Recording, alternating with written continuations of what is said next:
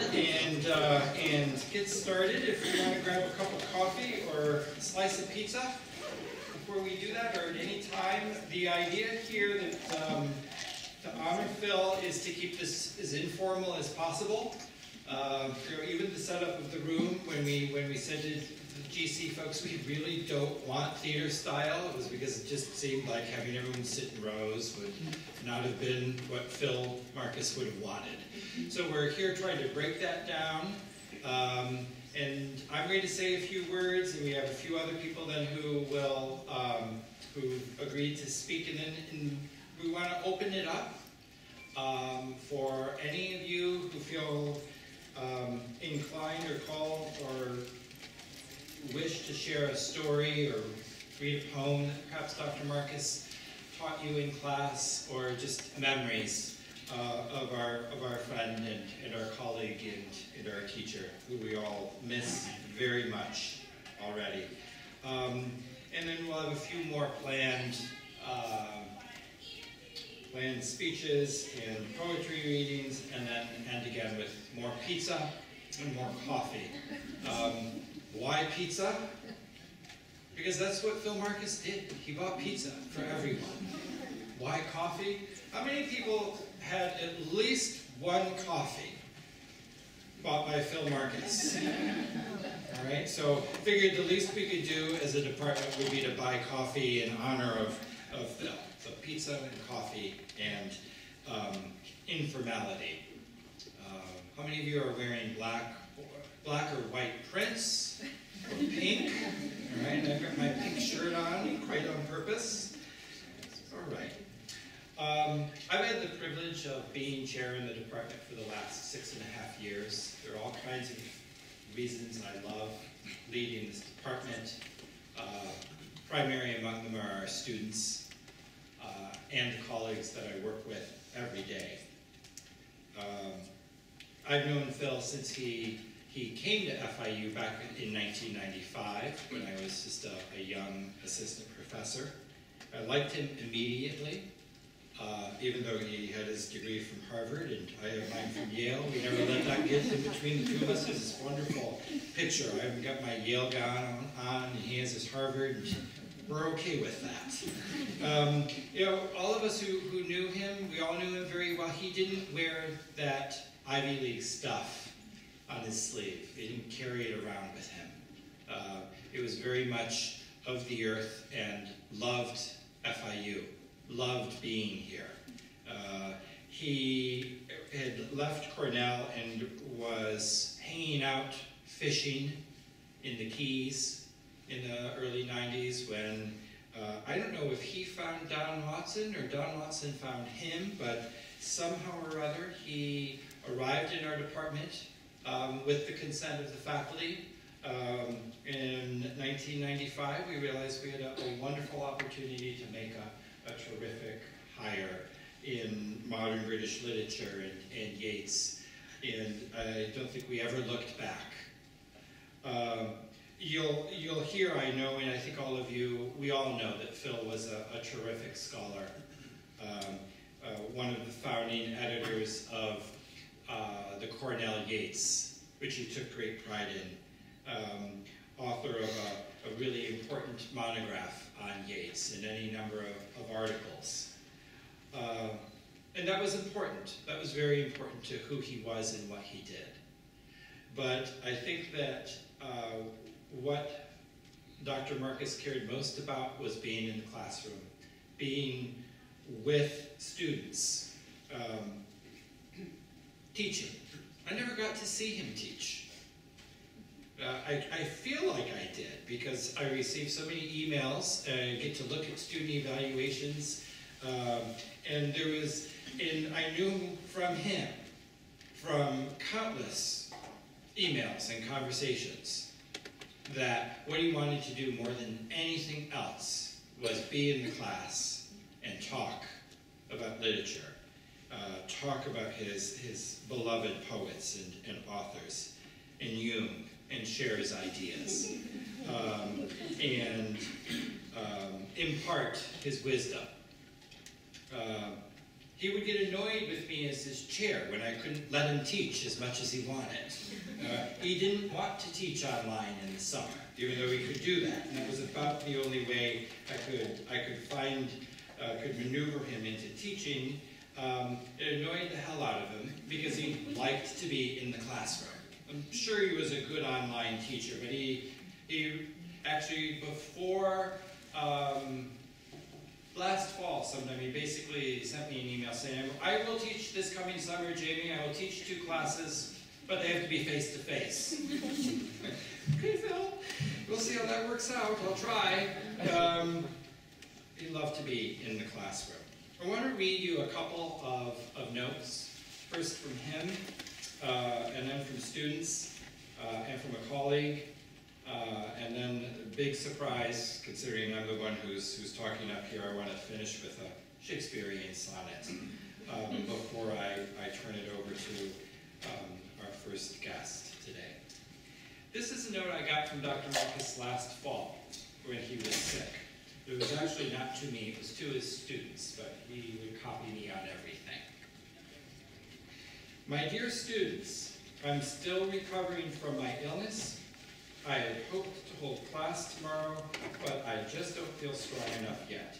I'm confident that we will resume our normal schedule next Tuesday, September 30th.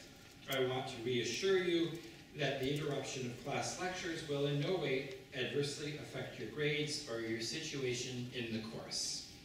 Always trying to take care of his students, and he signs off, I have missed you all terribly, and I very much look forward to seeing you again soon.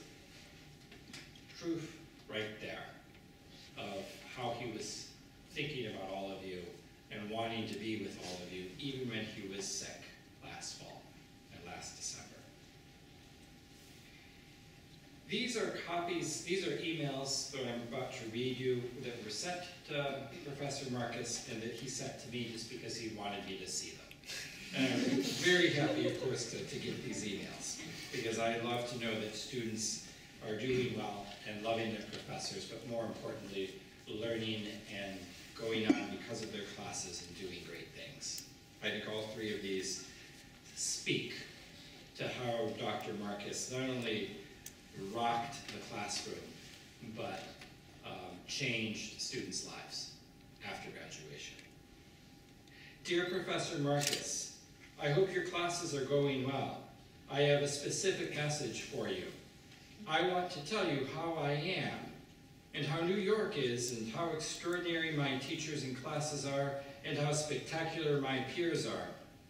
But I think that should probably be for another email. As you may remember, I'm studying English education, and though most of the literature I read up here is for secondary school, much is broader and deeper to the experience and theory of teaching, applicable to and even exemplified by a college setting.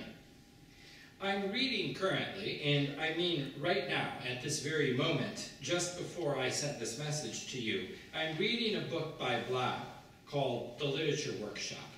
And to get to the point, this guy Blau has expressed in the past 30 pages or so that as readers, we encounter many struggles.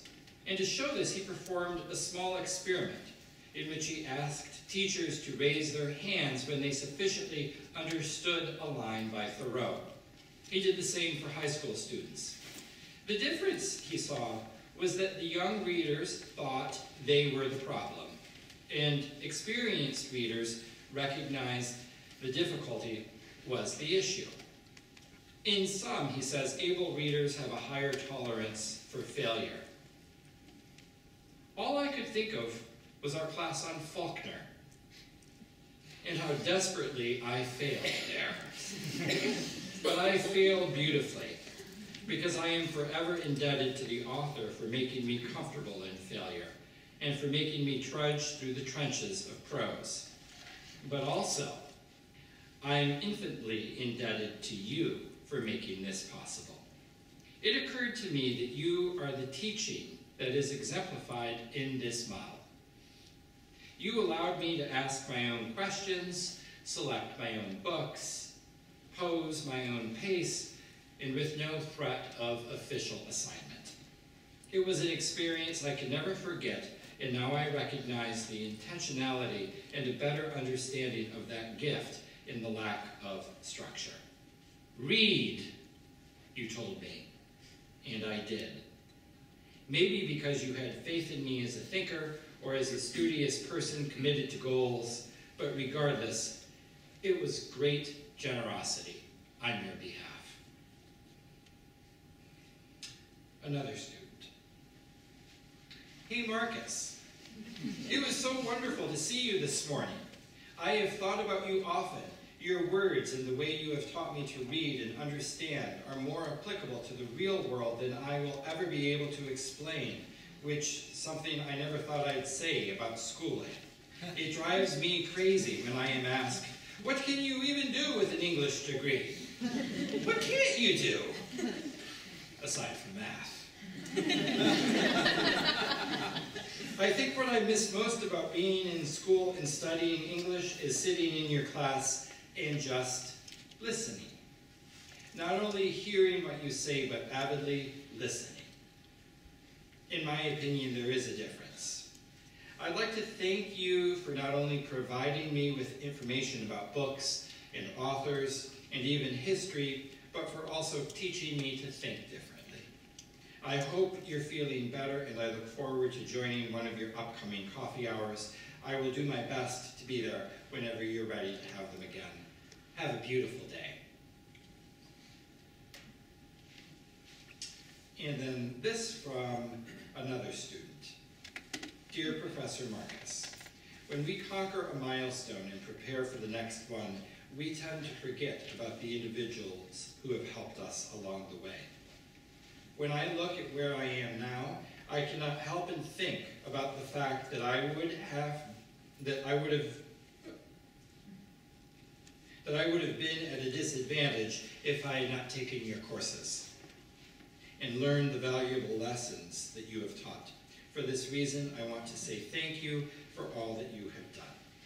Specifically, thank you for being one of the best, coolest, and most positively influential professors I've ever had. I think I speak on behalf of most of your students when I say that you have taught us to see literature in a different light, read poems with interest, and seek expression through art. As I am writing this, I still vividly recall your lectures on the Jungian approach, the shadow, feminist interpretations, the omniscient narrator, etc. Thank you for choosing to teach at FIU. Your passionate teaching style will always be remembered by not only me, but by the rest of the students you've influenced as well. This next is a note from Heather Russell, a professor in the department who can't be here today. She's up in Nashville on sabbatical. And she remembers that when she first came to FIU and began teaching, one name kept being mentioned by my students. Phil Marcus. Phil Marcus. Marcus. Those of you that know me know I am a self-described Zora head, a follower of Zora Neale Hurston. Well, quickly I came to understand that there were hundreds of Marcus heads walking around FIU. And invariably, whenever Jung came up in class, or I got a Jungian interpretation in a paper, and I got plenty of them, I would know and often would say, Marcus! When I first met Phil in meetings or on thesis committees, I was struck by his unassuming manner and his calm irreverence. He loved my jewelry, and he always commented on whatever piece I happened to be wearing, since he too was a lover of a fine and uniquely crafted pendant, preferably gold and silver. I am sorry I can't be there today to celebrate with all of you, and especially with the legion of Marcus heads in the room. He was, she says, and we all agree, a beloved and brilliant teacher, and he's missed already, and will continue to be missed here. And so, I could have spent half an hour reading Lycidas up here, because he loved that poem, but we don't want to bring Milton in. And I think we'll hear some Yeats and some other things later. I figure a nice 14-liner from Shakespeare will do, right? He liked Shakespeare. Of course, if Marcus were doing this, he wouldn't need to look at the paper, right? He would just ravel it off, because that's the way his generation learned, not mine. I can perform, but I need the text in front of me. All right, so here goes. This is Sonnet 65. Since brass, nor stone, nor earth, nor boundless sea, but sad mortality oversways their power, how with this rage shall beauty hold a plea, whose action is no stronger than a flower? Oh, how shall summer's honey breath hold out against the wreckful siege of battering days, when rocks impregnable are not so stout, nor gates of steel so strong, but time decays. O fearful meditation, where, alack, shall time's best jewel from time's chest lie hid? Or what strong hand can hold his swift foot back? Or who his spoil of beauty can forbid? Oh, none.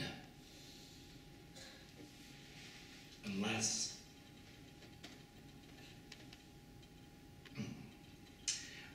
this miracle have might, that in black ink my love may still shine bright.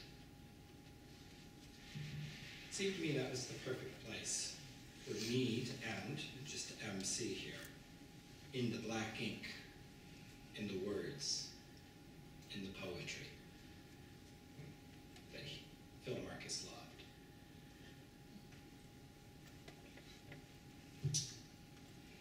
We will continue to remember him and hold him dear.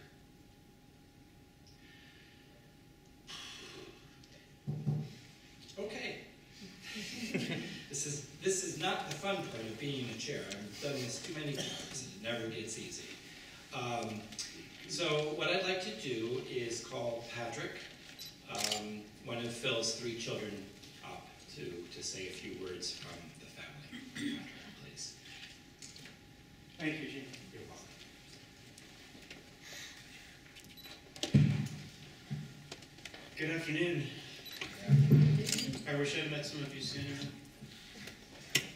I have with me today the first copy of Ulysses that my father ever purchased. And I would like you all to read the inscription, so I'm going to pass it around. And in it is his last Starbucks card.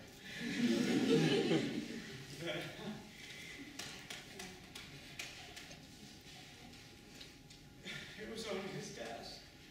And if any of you feel like you want to have another cup of coffee with Phillip, please take the card and take it and have that cup. Remember, you could read the inscription on the first page, because my father, more than anything, was about new beginnings. And in that inscription, it talks about a new beginning for him. His parents were beautiful, wonderful people that you would have expected to see in the movies, glamorous and fantastic. And as a child growing up, I loved every moment we got to go to Kansas City and spend time with Virginia and watch her drink her Dewars and smoke her Virginia Slim. Embrace us all with so much love. It was really extraordinary. But for my father, it was very hard to accept such overt love. So he sought it in other ways. And the first place that he found the love that he could accept was, I believe, in the pages of Ulysses at the age of 20 when he read that book. Now, I found found love in different ways, perhaps because I only made it to page 50 in Ulysses. I was reading it when I was in Minneapolis working at a bus service, driving people around, and I had accidentally left my copy in the bus. And my partner was driving the bus the next day, and a woman reached up and picked up the book, and she said, "You cannot read this book driving a bus. It's not possible." She was damn right. Again, perhaps, unless it had been my father, he could have proven her wrong. I think wherever he had read that book, it would have made him into the man that you all loved. So, I'm thankful that he had James Joyce, and he had that moment. I did want to say that nothing that I say today about my father will change at all the man that you knew. He gave a relationship to each of you that is unchangeable. And it isn't my purpose to elucidate some part of him that makes me sparkle with some knowledge that you couldn't have known. I want to do honor to the relationship that you already have with him. So I'm going to share just a couple moments I had since his death, instead of talk about and romanticize about moments we had as children. So when he passed away, we went into his house, and I confess that over the last 5 years, it's been difficult to have a relationship with him. So I hadn't been in this abode, and walking in to this white-walled place, one was overwhelmed immediately by oil paintings of beautiful women. They were definitely books to him that deserved excellent spots on the shelves of his library. And I was drawn to the room, to his second bedroom, that was his real library. The library with shelves that we imagine every professor has in their home. Tall shelves all the way to the ceiling, completely filled with books. And I did answer the question, what can somebody do with 100 books on Jung? And the answer is, you can stand 3 feet higher and reach almost anything. I don't think it's what he wanted me to get from Jung, but there's a practical side to all literature. So I looked at these books, and there wasn't one that wasn't wrinkled with life. A book is brought to life by being read. All of these had the wrinkles of a life lived.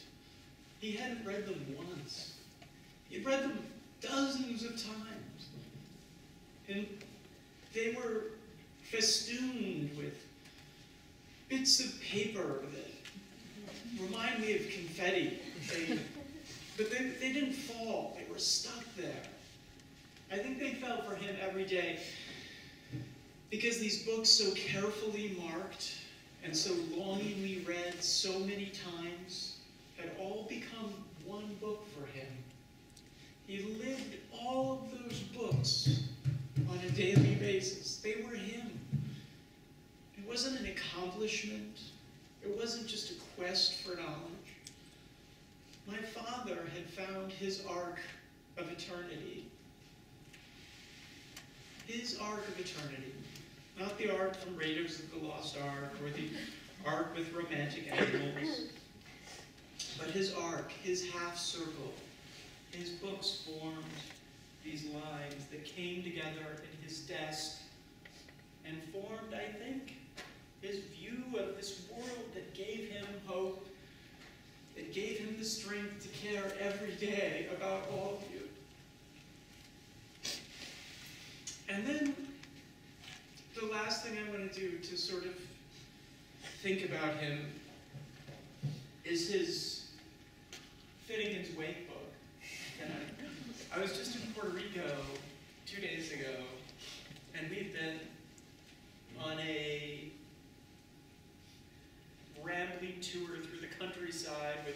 incredible guide who had helped us imbibe a bunch of local home brew, from a distillery, and claimed it was 200 proof, but I'm sure that it could be more, it was.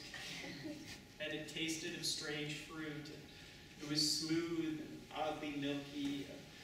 So here we were, myself and the guide and several women, and he has us climb to the top of this waterfall, and he says, you just jump, you just jump, you just jump. So I said, okay, I'm going to jump. And I jumped. My bit of advice there on jumping is that you shouldn't sit like this when you hit the wall. It's very bad. That would be like getting a C in my father's class. You've done something very wrong. That wasn't my epiphany, though. Later that night, it was 4 o'clock in the morning, and I was sleeping on the little couch, and 2 girls were sleeping in bed, but Ashley was awake, and she said, what was it that your father did? And I said, my father was a master of one of the most difficult books anyone in the world could read. And she said, why? What makes a book hard? And I said, the cover. And she said, no, really, what makes it hard? She said, I'm really good at language. This is a young girl, she's 28. And she said, what makes the language hard? And I said, let me show you. Let me read a page to you. And so I started. This is my father's version. All filled with writing, all in the most minute handwriting, right? This is not the page that I tried to read to her. This is a page from Google. And I wasn't even sure if it was the first page. I was hoping, but it wouldn't tell me if it was the first page. So I sat and I read the first 3 lines. And I will say this, I've never picked up Finnegan's Wake before in my life, unless perhaps it was in my way as a child. And it read, river run past Eve and Adams, and I thought, whoa, I get part of this already. It's a biblical reference, right? From swerve of shore to bend of bay, are they describing a woman? Are they describing Eve here, perhaps? I don't know. Begins us by a commodious vicus of recirculation back to Howth Castle and environs. And I said, knowledgeably, environs must mean the inside of the castle. And I read it in the most sloppy way. Nobody could have appreciated it. There was no lyricism, nothing. And so Ashley said, let me see. And I passed her my computer. And she began to read. And it was like music. It was beautiful. She understood every word and how it was supposed to be read together. Here I am with this woman who I didn't know, and yet I lived with a man that knew every word and how they all related, every secret, and we had never sat and read that book together. We had never opened it because I had never opened it. Dad waited for you to open the book, and he would happily walk with you once you had. So 2 nights ago, I walked for the first time with my father while reading this book with a woman that's a stranger to me, who was born with a special gift to see the most complicated words and understand how they fit together as a song. And I hope we all remember the songs that he wrote for us and helped us see in books that we would have never opened otherwise. And that when we open them, perhaps years from now, they'll become that collective ark that was my father's. Those 2,000 books that spoke to him every day, that read as one great book, that were his eternity, his God, his golden bough. Thank you guys so much for coming.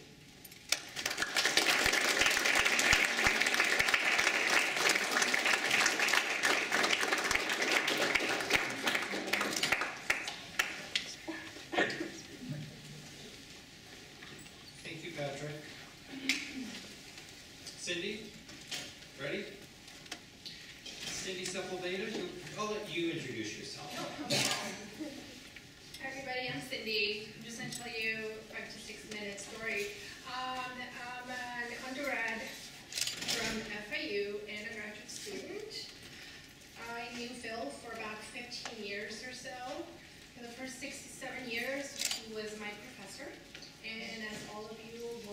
year. I was touched by his interest in my life, in me, his encouragement. And when I went back to him about 6 years after I graduated, I said, "Hi, Professor, remember me?" And he goes, "Of course I remember you. Blah, blah, blah. Let's go out to dinner." All right, well, let's meet Professor Marcus for dinner. So I did, and he was wonderful. He basically walked me through the application process for grad school and helped me through that, and we became great friends. Long story short, 10 years later, we were wonderful friends. And since we talk about the stuff, who he was in school, I'll tell you a story outside of school. That man was funny. He was hilarious, funny. So for instance, one time during grad school, I was broke, of course. And he used to invite me out to dinner all the time. Let's go out to dinner, let's go out for drinks. Sure, great. And then one time I said, "Hey Phil, I really want to go out to dinner, but I'm kind of broke. Why don't we just go and buy groceries for 2 weeks? And I'll make you dinner." And he goes, "No, let's go buy groceries and then we'll go out to dinner." I said, "Okay." That works. Who am I to complain, right? Anyway, so we went to the supermarket in Hollywood.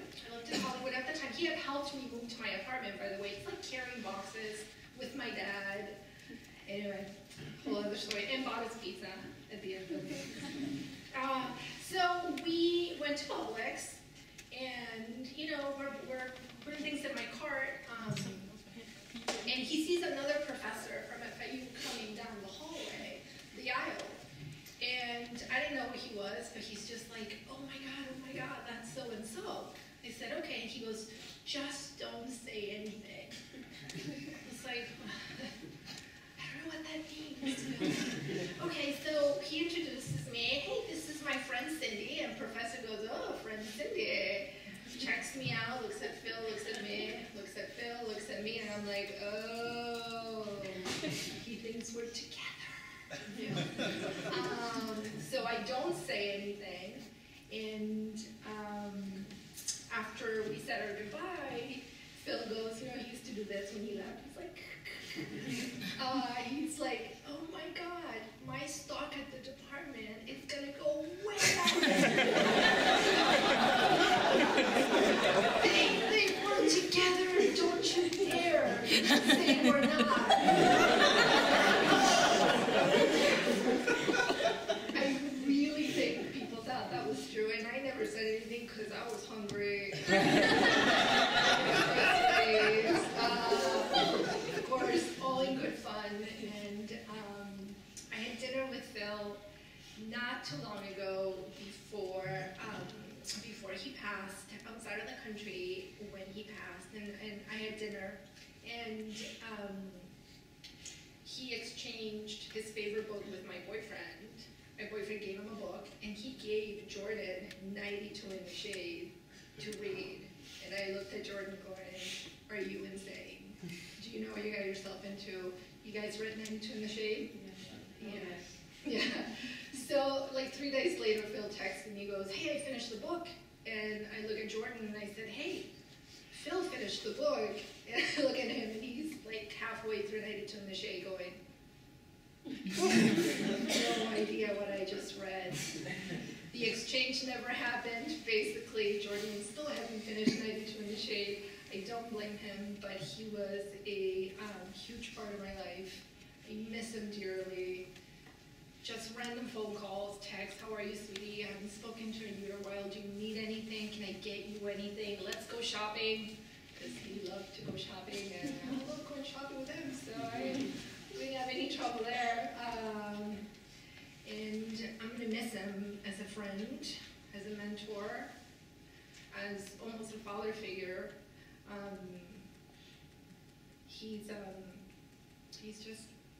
He's a void right now in my life. I still haven't quite absorbed that he's not here to just call whenever. So that's it. I just wanted to tell you those couple stories. The funny guy that he was in school, he was just as funny, if not outside, and always willing to help and always willing to give. whatever he could. Never asked, never ever, in fact, was always uncomfortable if you offered any help at any time. So that's it.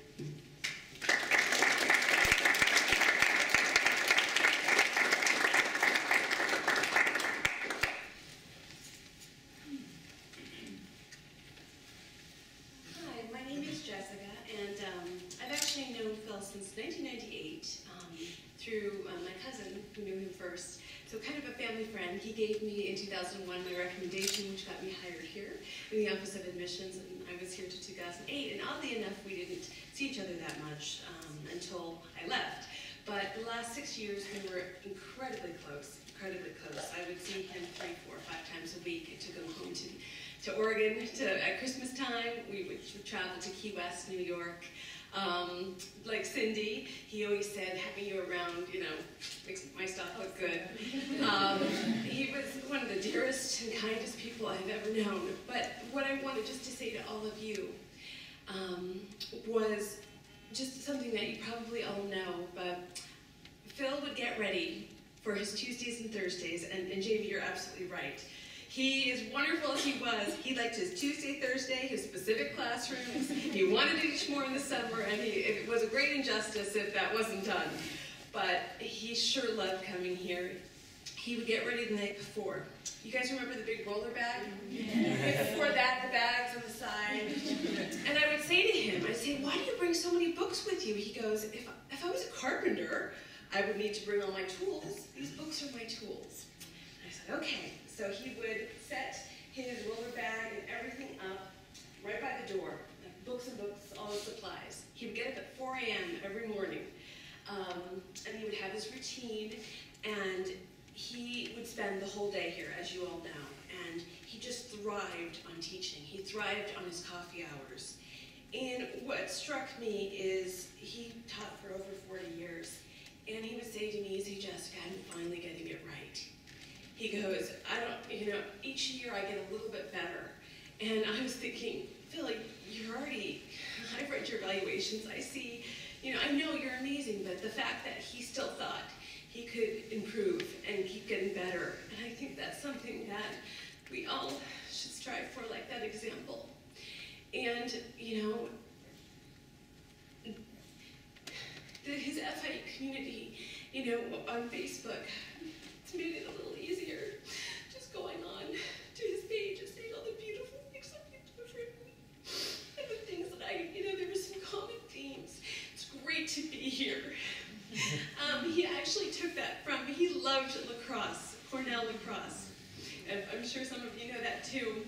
And it was actually from Richie Moran, the coach, started that, and Bill just kind of adopted it. But he truly meant it. It was so great to be here.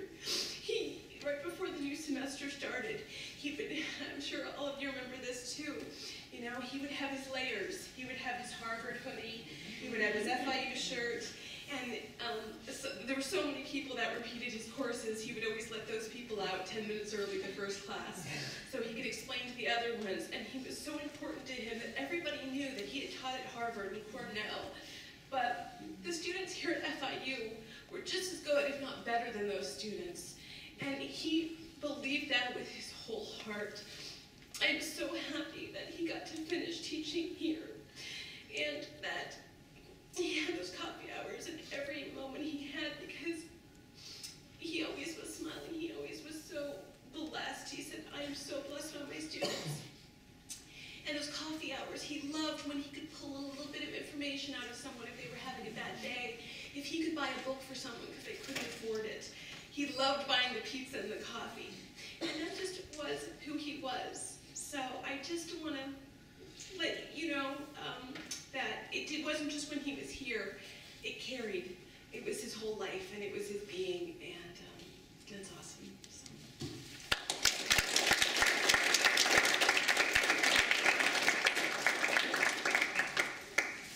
Thanks, Jessica. Michael?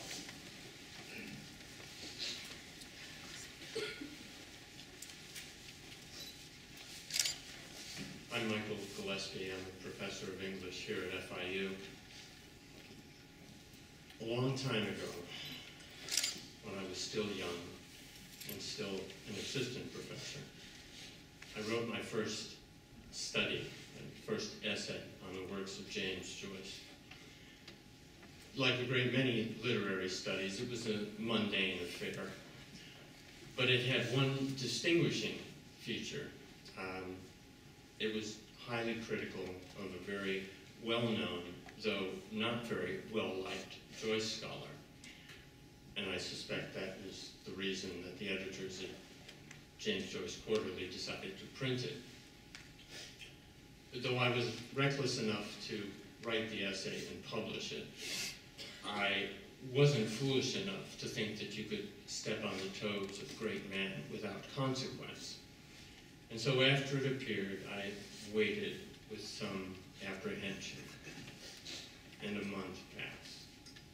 And a second month passed. And there was no lightning bolt from Mount Olympus. But there was a letter from Ithaca, New York, from a professor of English in at Cornell University, a very distinguished Yeats scholar, Phillip Marcus, someone whom I had never met and didn't really know outside of his reputation, and I'm sure he didn't know me at the time.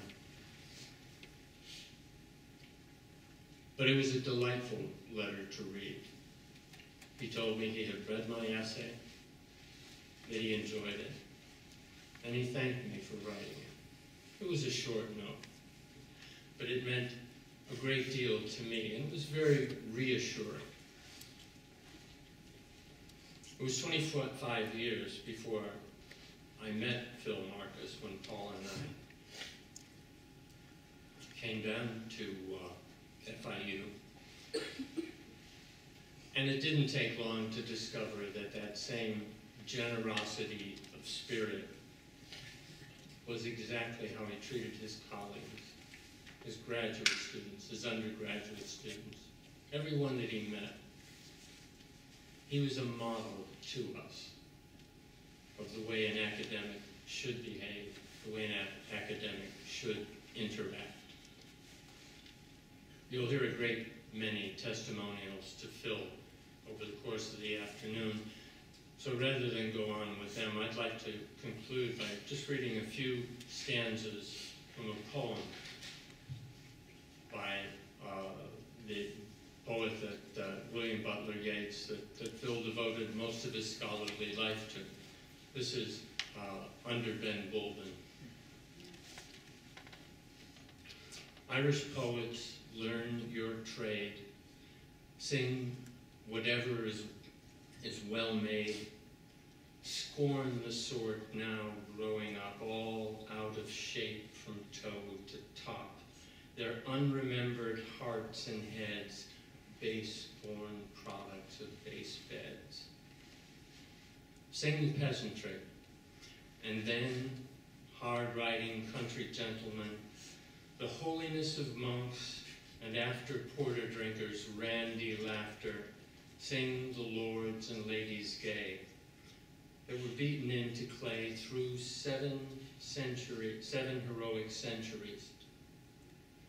Cast your mind on other days, that we in coming days may be still the indomitable Irishry. Under bare Ben Bulben's head, in Drumcliff Court churchyard, Yeats is laid. An ancestor was wrecked there long years ago. A church stands near, by the road, an ancient cross. No marble, no conventional phrase on limestone quarried near the spot, by his command, these words are cut. Cast a cold eye on life, on death, horseman, pass by.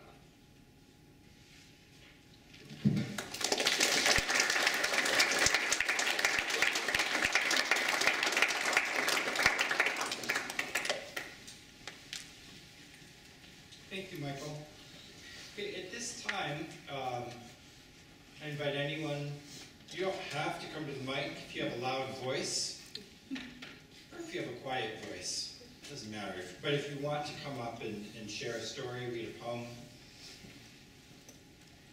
or recollection, Sure, why not?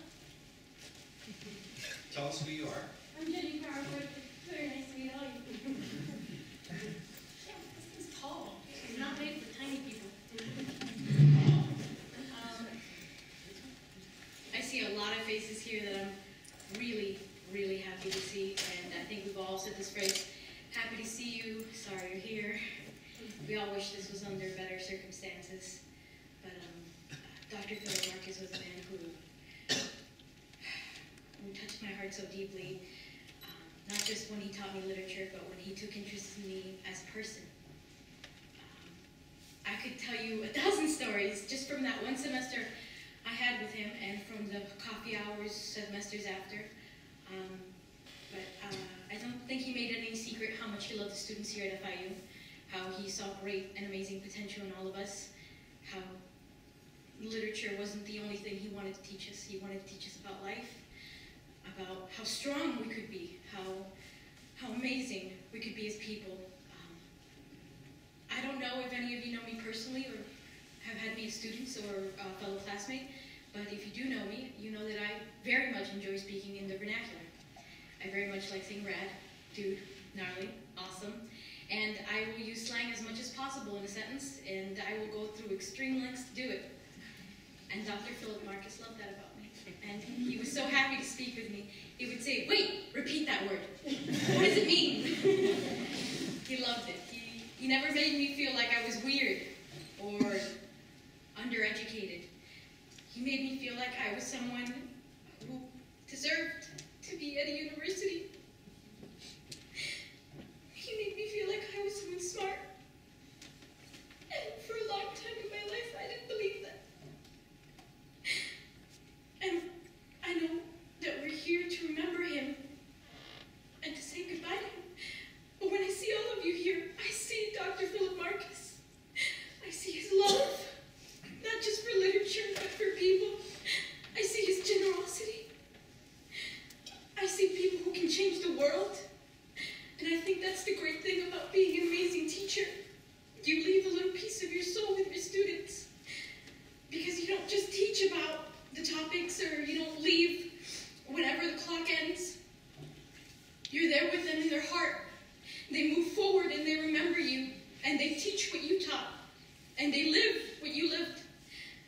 I could be here for hours talking about Dr. Phillip Marcus. I could be here for years, because even though I only had one semester with him and a couple of meetings after, he was a man who really took time to get to know you, and through that manner, you got to know him. I'm honored to be among such amazing individuals as your fellow classmate, as your student. Thank you so much for loving Dr. Phillip Marcus as much as he loved all of you. And I just want to thank you all for letting me share my memories with you.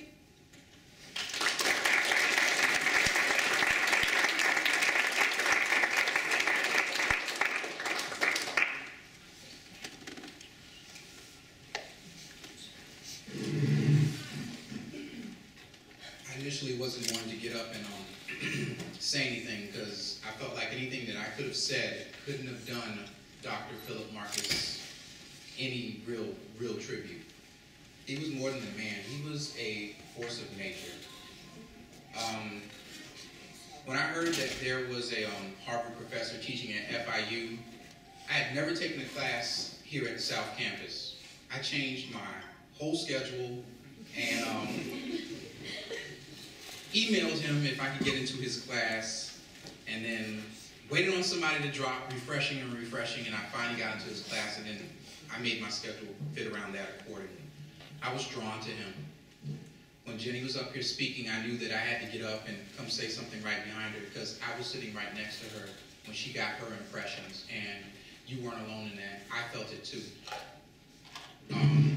We're not here to assure Dr. Marcus's memory. He did that himself.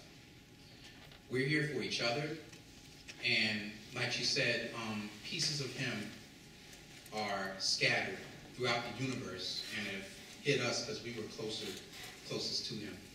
we're all particles, and everything that is in the universe came out of stars, and we were right next to Dr. Marcus as he radiated outwards. So we have to look to each other for what he left and what he brought.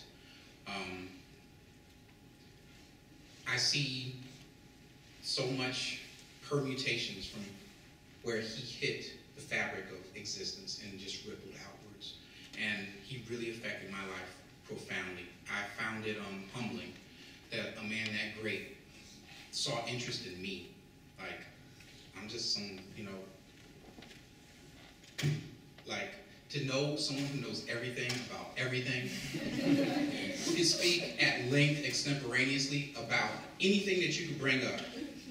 If you said Stephen Davis around him, hold on to your seat and just get ready, because even the Kardashians. Yeah. even the Kardashians. Sitting next to Jenny, he would talk about Leonardo, Michelangelo, Raphael, and Donatello. Ninja Turtle. And then he talked about the Ninja Turtle.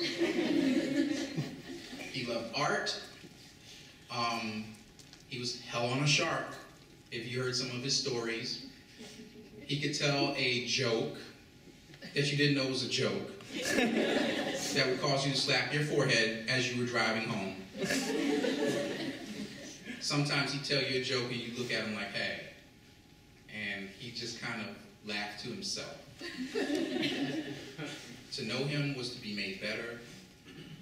To know him was to love him. And I'm really glad that I had this opportunity to meet him. And there's few times in the world in which you see someone who is at their optimal self, but Dr. Marcus always strove to be present with you, and for that presence to be more significant every time that you saw him.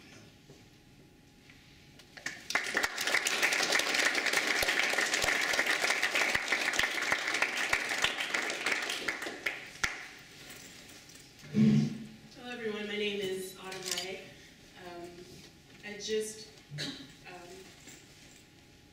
Dr. Marcus, I was fortunate to take a class with him his last semester. It was a psychological novel.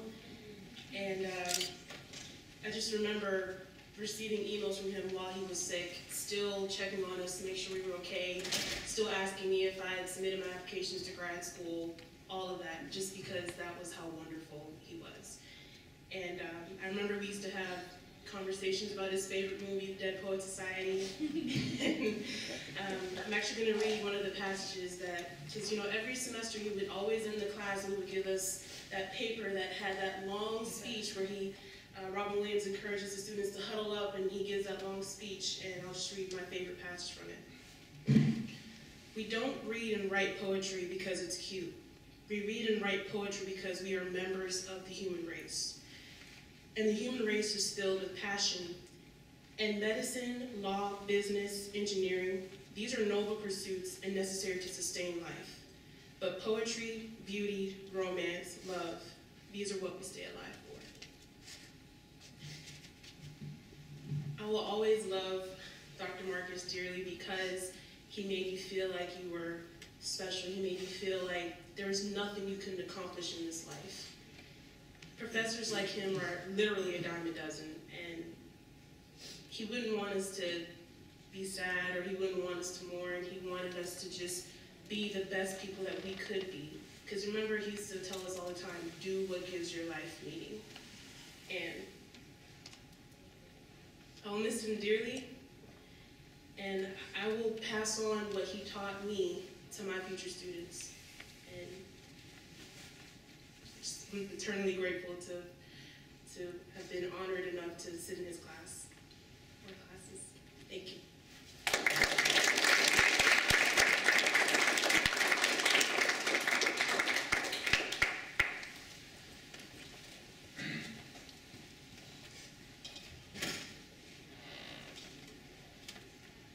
Good afternoon, everyone.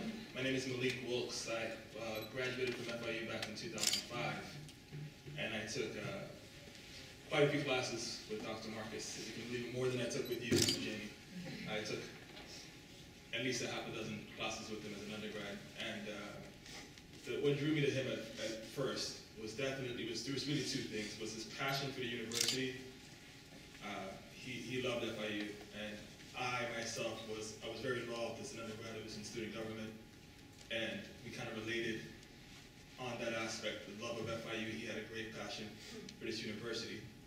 And secondly, was his humor. He just had this, like you said, jokes that you didn't know were real jokes. But he would have me laughing throughout all of his classes. It was just a great time. I enjoyed his classes tremendously because of his humor.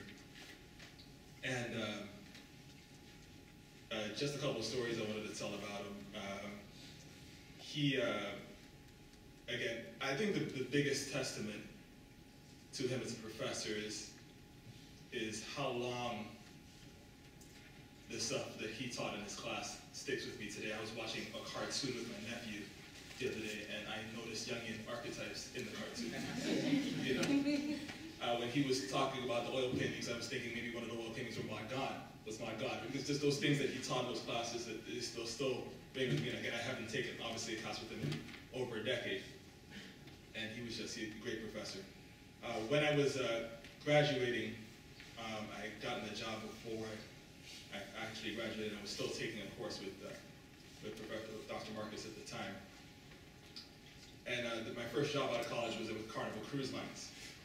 And he mentioned to me, I had needed to take a test, I believe, early because I couldn't make it to the exam date. He obviously let me do it, and he just said, do me one favor when you get to Carnival. Make sure they don't have the cruise ships in Key West anymore, because they block out the ocean, and it's just ugly and it's in the way. Can you make sure they can get rid of those? Okay, Dr. Marcus.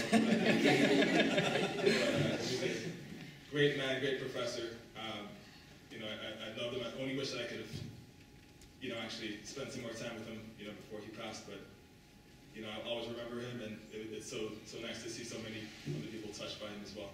Thank you.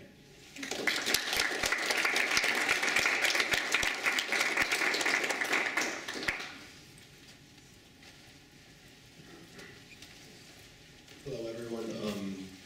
I was also a student of Phillip Marcus, and I see a lot of classmates here today, which is great. And I'm doing this more for myself because when I found out that he passed away, you know, every time I saw someone walking on campus with, wearing a black coat and rolling luggage, I do double takes on that would be him. But so when I first took his class, it was my first time entering the higher level of English classes, and I was scared because I looked to the right and some student had a humongous textbook of Renaissance poetry or some obscure or something like that. And I turned to him and I'm like, is it too late to go back to Goosebumps and Bernstein Bears? He's like, it'll be fine. And it turns out it was, because Professor Marcus really, he was great at holding our hand, like Patrick said, and walking with us to read all these books. And there was one day where we were learning about Yeats, and he mentioned a poem that caused a whole revolution, and we pretty much discussed the importance of art. And that's something I will never forget, because that's something he really believed in and stood for. And in a world of where efficiency and profits are being valued more over substance, I feel like I have to do my part as a writer and as a student of English to keep pushing forward and try and change the world with art, because the way we're doing it now is not working. And when I found out that he died, you know, I cried. I was on the road and I had to pull over and cry, because it's weird. I never cried when any friend that I went to school with or any older families that I barely knew died. I just didn't know them, but the impact that I knew that he had on us, and as well as his past students as well, it was something hard to understand and to accept as well, because I'm at a loss for words, but I just feel like we should take his message of understanding and being caring towards one and each other, and we should push for art. And you know, I think it's what we would have wanted through literature. I think we could change the world, and I'm glad I'm able to come up here today and speak, because I can finally get the closure that I need, and if we all need the closure, we're getting it now. But I have nothing else to say. So Phillip, if you're listening, and Save me a seat next to Hemingway because we have a lot to talk about.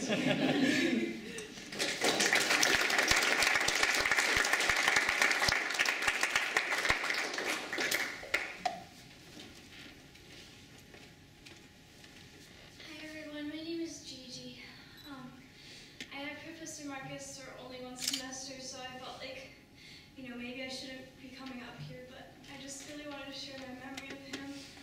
It was last spring, and I was taking a load of like 18 credits, and I was so stressed out. And I had a Hemingway class with him, and I walked into class the first day, and he told us, you know, everything he thought about Hemingway is wrong, and he just gave us this whole, you know, aspect of Hemingway that I probably never would have learned about otherwise. He talked about him not only as through his books, but, you know, the kind of person that he was. And he had a bright pink obnoxious syllabus because he said that Hemingway would hate that color. And that class, like, that was the one class I never felt stressed out in. You know, he told us that he would give us all A's if he could, and he just wanted us to learn and to appreciate Hemingway and see a different side of him. And I studied abroad last semester, and I was trying to get into 2 of his classes while I was still in Japan, and one of them was full, so I emailed him like about an override, and he said, you know, not that he couldn't, but that they won't let me do any overrides. And he just told me to, you know, keep waiting and trying, and I did, and I got in, and then came back to find out I wouldn't be having class with him. So it was really hard, but I'm so glad that I got to meet him, even just for that one semester. Thank you.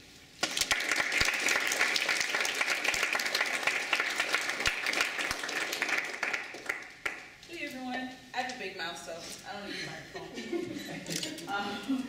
I had the pleasure of having Dr. Phillip Marcus last semester as my last class in the undergraduate program here at FIU.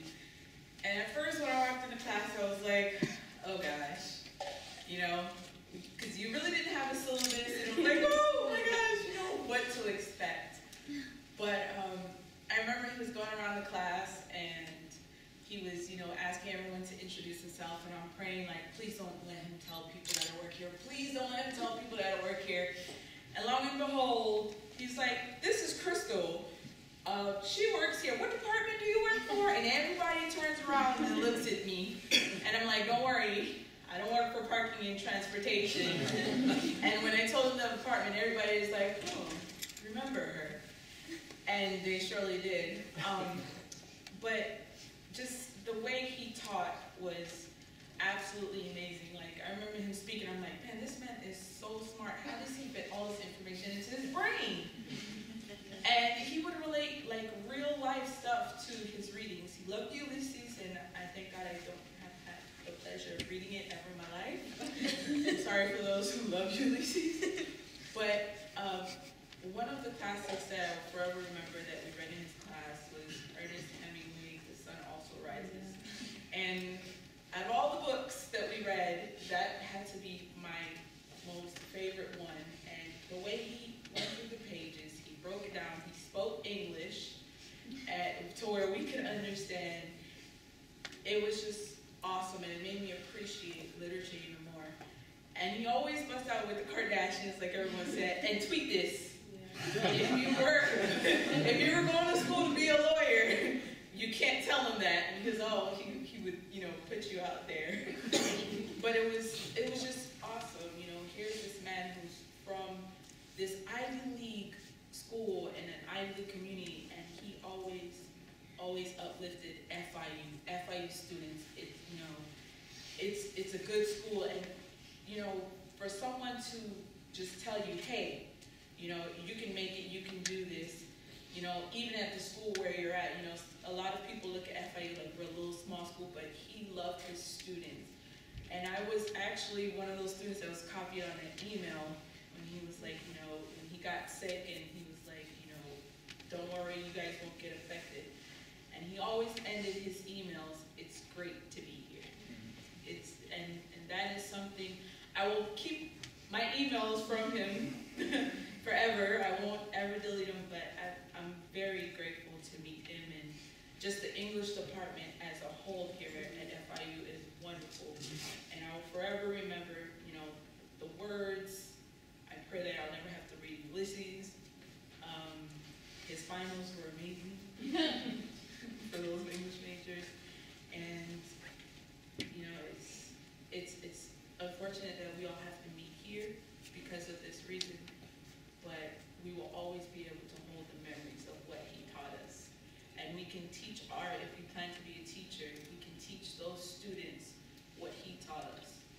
And I'm just thankful that I got to know him last semester as my last class here at FIU.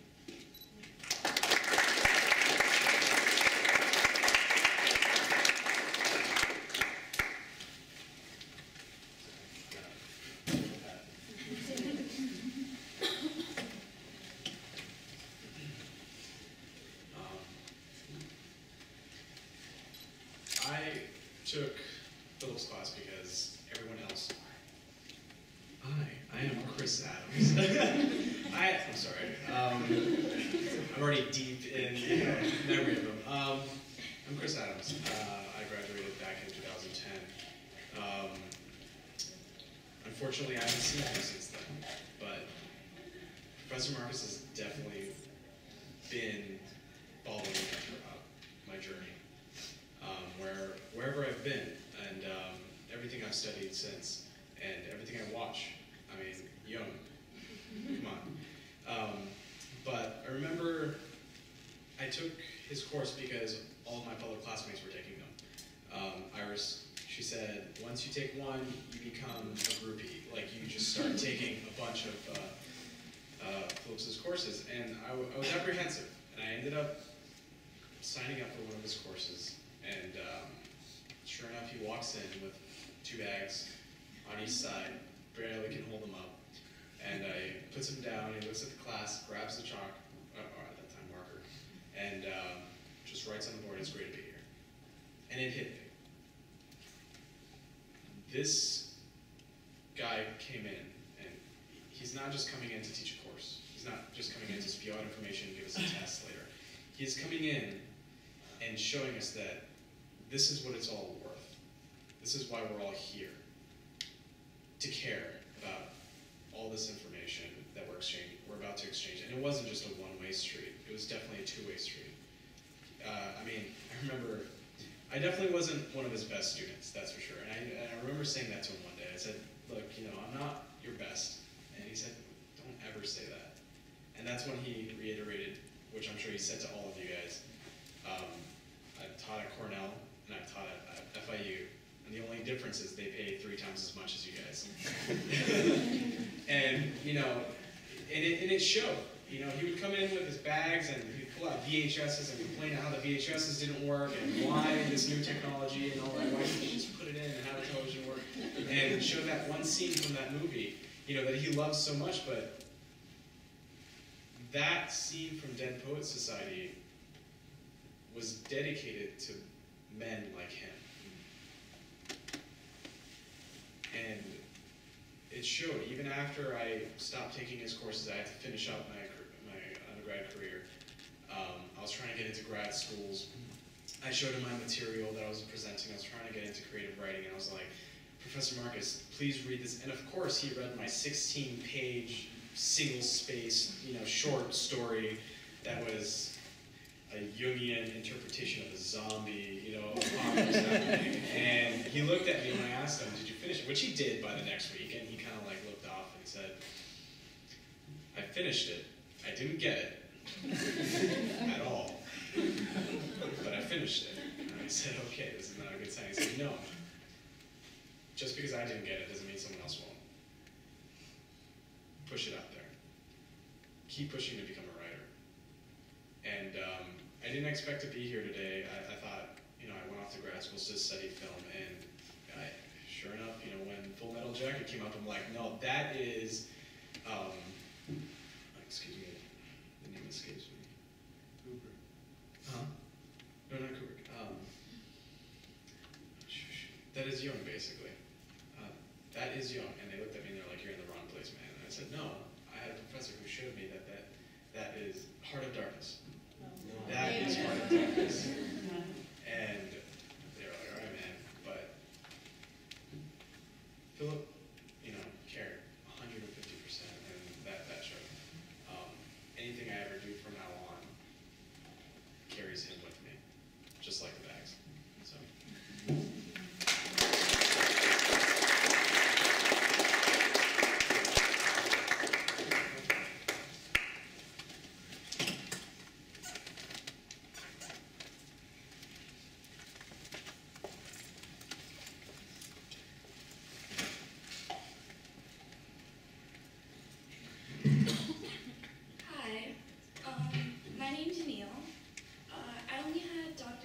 just for one semester, but he was an amazing professor, and I would go to his coffee hours, and we would just talk about politics and everything, and he knew I was going to law school, and he's like, are you sure?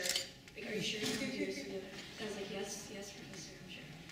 And I just want to come up here and finish the Dead Poets Society quote. I never saw the movie until he showed the quote to us, and then I watched the movie right after, and it was great. And the rest of the quote goes, sorry, I'm a little nervous. To quote from Whitman, "O me, O life, of the question of these reoccurring, of the endless train of the faithless, of cities filled with the foolish, what good amid these, O me, O life? Answer that you are here, that life exists, and identity, that the powerful play goes on, and you may contribute a verse, that the powerful play goes on, and you may contribute a verse. What will your verse be?" And he was so inspirational and motivational, and just, he wanted us to love what we did. And most of all, he wanted us to love what we wrote. When he would assign, he was like, how would you teach this? How do you explain this book to someone? Which is not easy. Just because you understand something to a certain extent, you can't assume that somebody has the same education as you, or assume that they understand it the same way. So he was very big on knowing, based on our experiences in our life, how we understood literature. And I thought that was really important in a professor, because a lot of professors here just want us to write to their standards, or write to a certain standard that if you grow up in a rough neighborhood and you use a lot of slang and you have parents that aren't college educated, it's very, very difficult. Very difficult. And parents that don't speak English either. So I'm not going to write like I'm from Harvard, okay? So it was very refreshing that he took that into account. And he made me love reading, and he made me love what I wrote, which I feel like is, for a teacher, is like the best you can possibly do as a professor. And I actually have an email from him, like that last email that he sent me, or sent us as a class for psychological novel. I just found it. It's really cute. Also, it sucks because I wanted to take his class this semester because he does love slang. So we were going to get matching t-shirts that said swag on it. And it was going to be in pink. It was going to be in pink. And it just sucks. But, where is it? He's like, okay. He's like, happy holiday, everyone. I hope you're having an enjoyable break. Oh no, just kidding. He was like, thank you, everyone. It is an honor and a privilege to be your professor. I miss you already. It was never a goodbye, it was always I miss you. Or it was always see you next semester, or see you later. Or like, thanks. So I always valued that in him. And I love the fact that he had coffee hours. So. I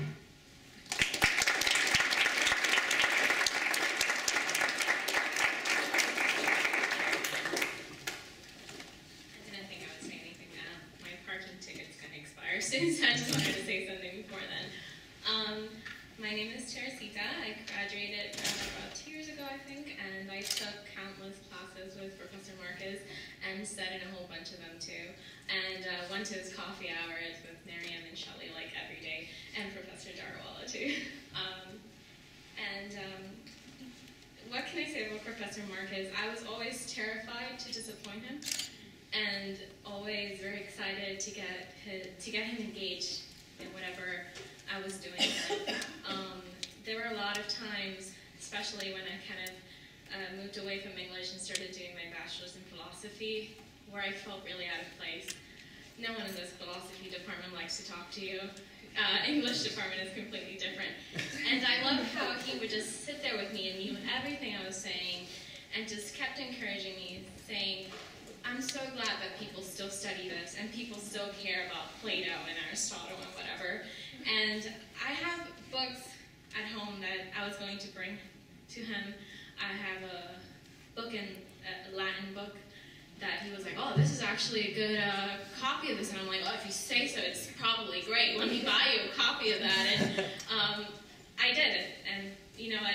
I didn't bring it back. I feel there's so many moments where, I don't want to make this sad, but there's so many kind of wasted moments that I feel right now, things that he could have told me, encouragement, just missed opportunities that I don't know what to do with. I'm lucky enough to have never had anyone close to me pass away, so this just came as such a real shock. Like, I'm expecting him to walk in there with like his big zebra bag and like pull out elephants and start talking to us and say, ha-ha, but it's not like that. But even now, he's kind of still pulling me here. I haven't been back and to FIU in 2 years, and even now I'm like, all right, I need to go back. I need to do this. He's always there in my mind, kind of sitting on my shoulder saying, oh, this is a good idea, or this isn't. I admired him so much, and all his encouragement was, very important to me. Everything he said, not just in relation to, me personally. I think one time he told me something when I was really down. He said, I think I was angry about a grade or something that I got in a creative writing class, and he said, well, the real great writers weren't taught how to write. And I'm like, I can do this. I can write. I'm sure we all miss him. I'm sure we all wish we all had conversations that we still want to have with them, and coffees we want to buy him. So what can I say? I miss him. I'm sure everyone else here does.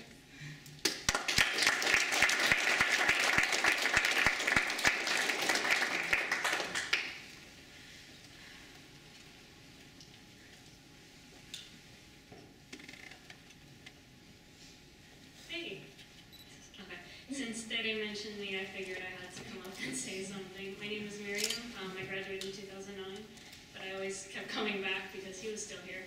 So my last class here before I graduated was psych novel, and we were reading, this is a funny story, so it's not that sad. We were reading 92 in the Shade, and I'm a bit of a prude, so when he was reading a passage out loud, I thought, okay, he's going to skip all the bad words. He's going to skip all the bad words. But he didn't, and when he was reading all the words, I screamed. I thought I screamed internally, but it turns out I screamed out loud because I thought, oh my god, a professor shouldn't say this stuff. But he thought it was the cutest thing that I was a prude, and I still thought cursing was bad. And I thought, okay, I had that one moment, and it's not going to happen again. But I would come back to his coffee hours after I graduated, and the new students would say, you're the one that screamed when you read this And even though I was embarrassed, I was kind of glad. I was like, oh, he remembered me. And if he remembered nothing else, I at least was impacted by 92 in the Shade in a different way.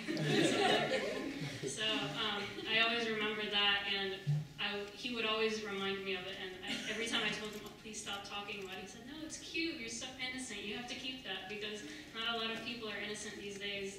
He's like, the world wants us to be more exposed, but innocence can be a good thing. So I thought, okay. So he's saying it because he likes me and not because he was making fun of me. So that was one of my favorite stories about it. And I just wanted to share that. Thank you.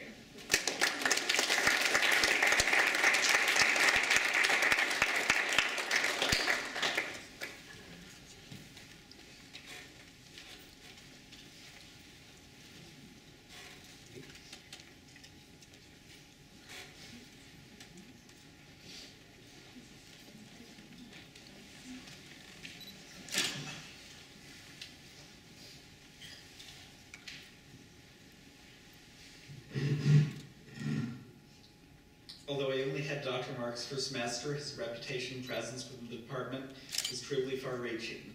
He had, of course, remarkable credentials and possessed a breadth and depth of knowledge of literature.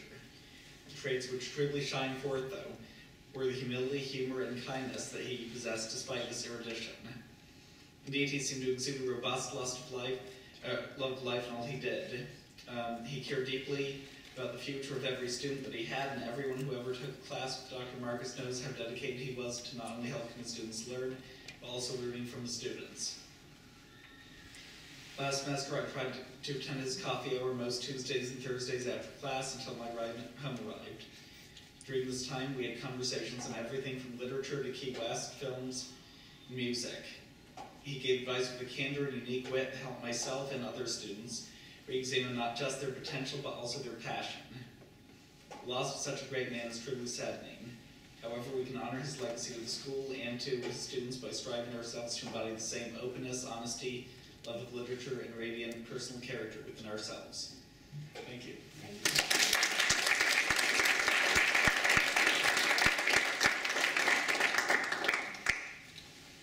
Hi, my name is Derek, and I was a student of Dr. Phillip Marcus.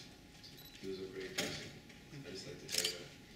The first time I met him, it was on a different terms. I was kind of a hater of him because everybody in my class kept saying, "Oh, this guy is the greatest professor." I was like, "Yo, what about Dr. Simon?" You know what I mean? I was like, "What about Tony Howell?" I was like, "Yo, come on." Everybody's like, "Yo, this guy." I was like, "Who is this guy?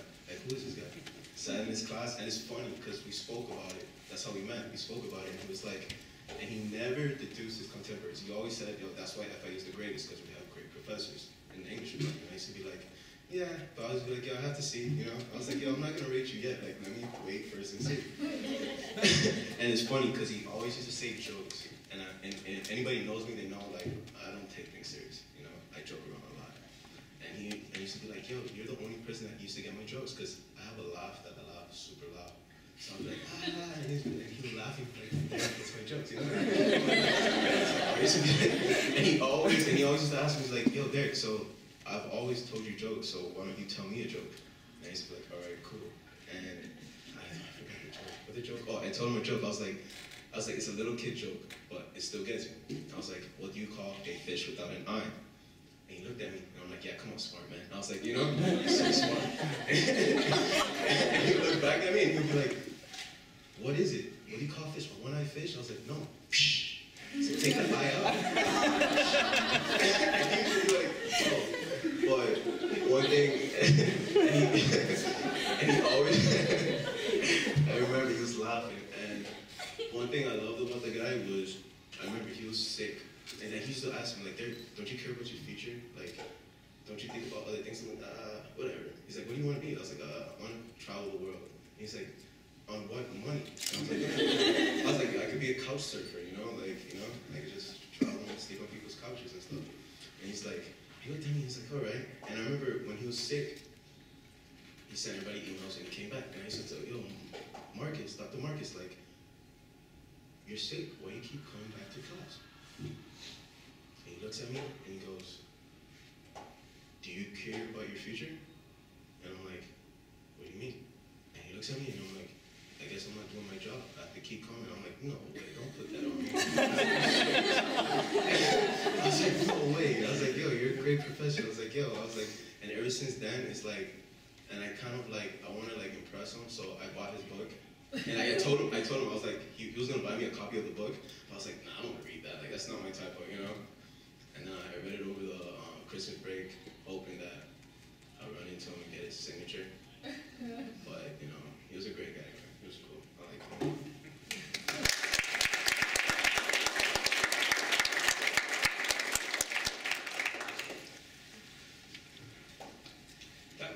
That was Derek, and before Derek, Tom from Sigma Tau shared some thoughts with us. Oscar, are you still here? Yep. Okay.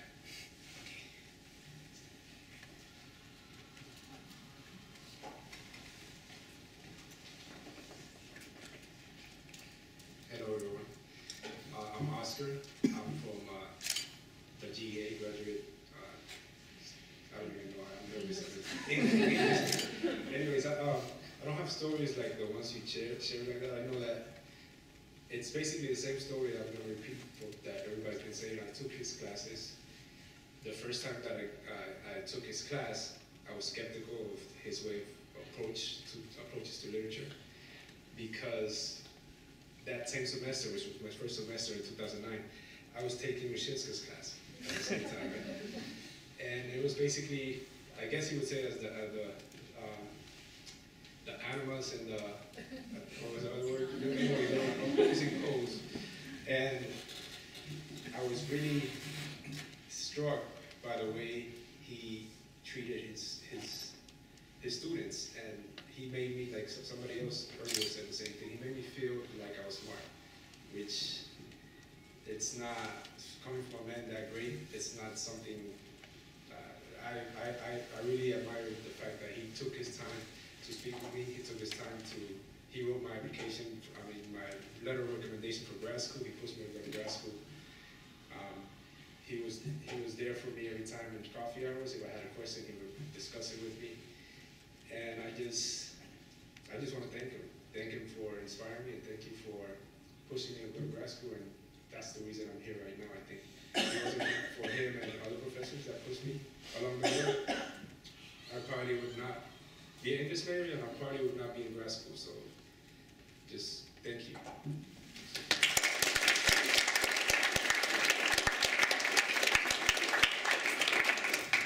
What's kept coming up is just how generous of spirit Dr. Marcus was, not only to his students, but to his colleagues as well.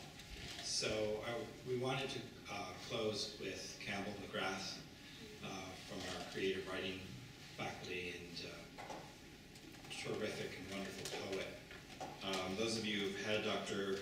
Marcus may have either seen Campbell McGrath or read his poetry. So, Campbell, thank you.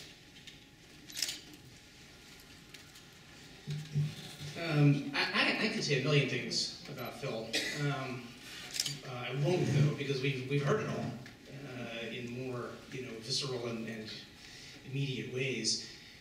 So instead, like my own stories and tales were kind of pushed out of my head by hearing this great outflow of emotion for Phil today.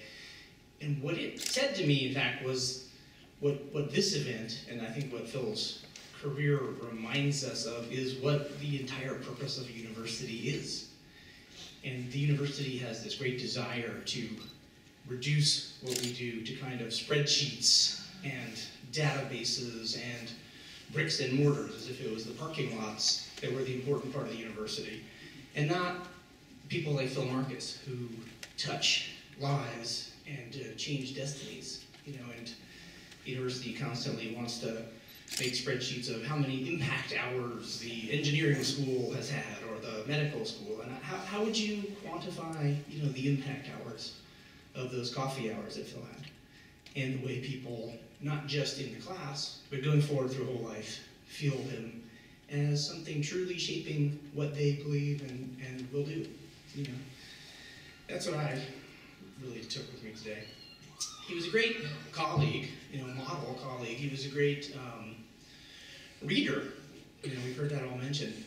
I'm in a strange position of being a person whose work he read with great passion and commitment. It's a very rare thing for a poet to have a reader like Phil Marcus.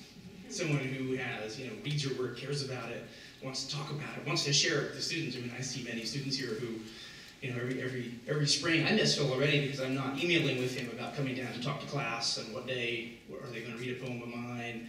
I'm going back and forth about that. It was a great pleasure to go to those classes, and it always entailed going to coffee with Phil first, and Phil would always give me a book that he purchased at the bookstore, and in case maybe I didn't want it, he would always make sure to have the gift receipt so I could return it, although they were always very well chosen. And he would also give me a book from his own library, often one of those beautiful green leather-bound, Irish Text Society books of some obscure piece of literary information he thought I would want to have, and I did, and I have those on my shelf.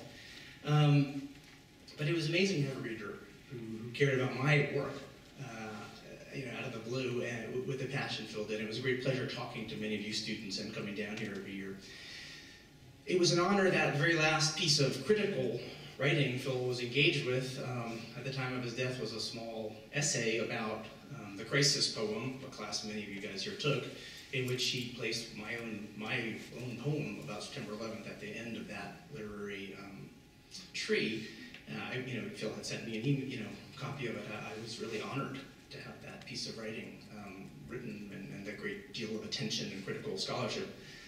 So that's a very long poem, but I'm going to just, to close, I guess, just read the very first piece of that poem, which is, it's a poem about loss, but also about, hopefulness amidst loss. So the very first page of that poem I have marked. Get my reading glasses.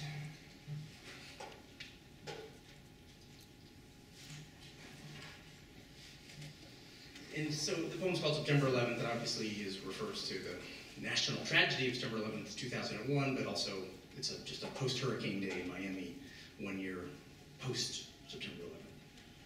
Morning, stretching sore muscles on the floor by the bed, sifting the night's quota of thoughts, images, tasks, half-remembered insights, odd lines of poetry stranded by the ebb and flow of the mind. So it is an ocean, then, this sea of consciousness, mitigating, filtering, accommodating everything. A child's unfinished alphabet puzzle on the sun porch, overlooking the reconfigured beach after the hurricane, the beyond dazzling shimmer of light across water. 26 letters, A to Z, fingerable, adept. Is it possible to intuit from these simplistic characters leaves of grass, the Duino elegies? Who, shown a hydrogen molecule, would envision the sun? As from leaf to rainforest, as from ant to biosphere, as from a single brick to imagine Manhattan, as from a human instant the totality of a life, of lives interwoven, families and affiliations, the time-trawled nets of societies and cultures. So the arc of creativity is an ungrounded rainbow and cause for hope. Why distrust the universe? We are engines burning violently toward the silence.